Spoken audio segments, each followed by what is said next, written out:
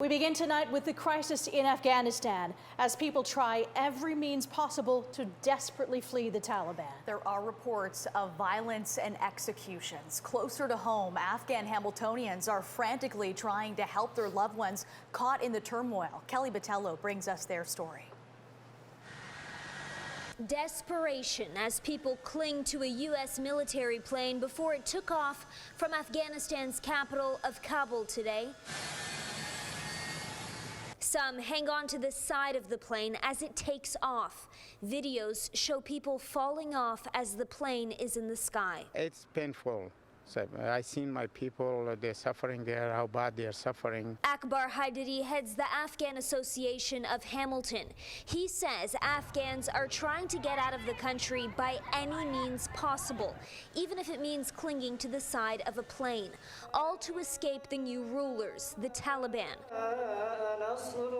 After the American-backed Afghan president fled the country yesterday, Afghanistan has been in shambles.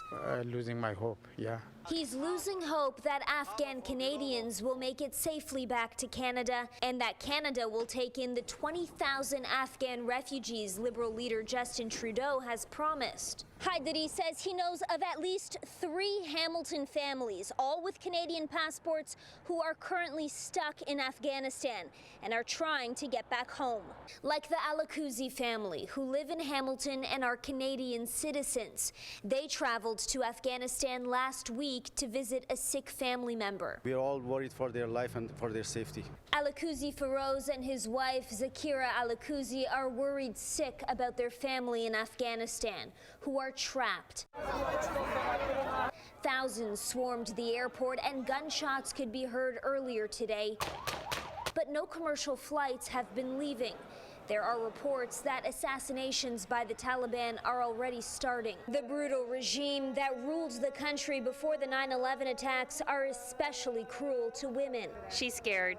She's scared to death. She was crying a lot on the phone. The organization Canadian Women for Women in Afghanistan says women and girls were treated horrifically by the Taliban 20 years ago, and their rights will be stripped again now.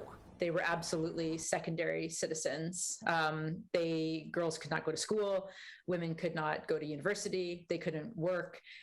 They weren't even allowed to leave their homes unless they were accompanied by a male relative. Laura Notes with Canadian Women for Women in Afghanistan says the Canadian government should have been more prepared for the Taliban's takeover and should have gotten more people out sooner. I'm extremely concerned, and I can't emphasize enough what a human rights crisis this is. Haidari says the Afghan Association of Hamilton will need help if refugees do arrive in the city.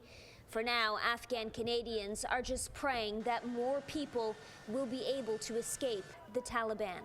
Kelly Botello, CHCH News.